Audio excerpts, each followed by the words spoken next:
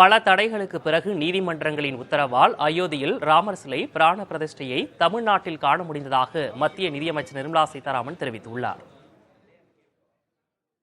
அறநிலைத்துறை என்ன சொன்னாங்க, நாங்க அப்படி ஒன்றும் தடுக்கலையே. நான் அப்பவே உங்களுக்கு சொன்னேன், தடுக்கிறதா எழுத்து வடிவமா அவனும் கொடுக்கல. ஆனா போலீஸை வச்சுக்கிட்டு எங்கேயும் அதுக்கு உதாரணம் தாங்க. எங்க உங்ககிட்ட லெட்டர் இருக்கா? இது தனியார் கோவில், இதுல HRC அதிகாரம் இல்லவே இல்லை. இங்கேயுமே அவங்க ஆதிக்கத்தை காட்டுறதுக்கு வேண்டாங்க.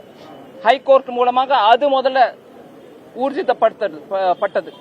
தனியார் கோவில் HRC ஒன்னும் பண்ண முடியாது. இங்க வைக்கிறதுக்கு அப்ப கூட தடுத்தாங்க. அதே மாதிரி இந்த LED தொழில் பண்றவங்க எல்லாரும் அது ரெண்டுக்கு கொடுத்துட்டு அதுல வியாபாரம் பண்ற சின்ன சின்ன தொழிலாளிகள் எல்லாரும் கஷ்டப்பட்டாங்க. சில இடத்துல அவங்களோட டிவி அந்த LED கான்ஃபிஸ்கேட் கைப்பறி முதல் பண்ணிட்டாங்க. அதை திருப்பி அவங்களுக்கு கொடுக்கணும். அரசு அது மேல உட்கார்ந்துட்டு இருந்தா அவங்க தொழில் என்ன ஆகும்? ஆல்ரெடி அவங்களுக்கு ஒரு பயத்தை கிளப்பிட்டீங்க. அதனால இதை இன்னும் விவரிச்சு ஒன்னா புடுங்கி எடுத்துக்கிட்டு பேசிக்கிட்டு இருக்கிறதுக்கு தேவையில்லைங்க.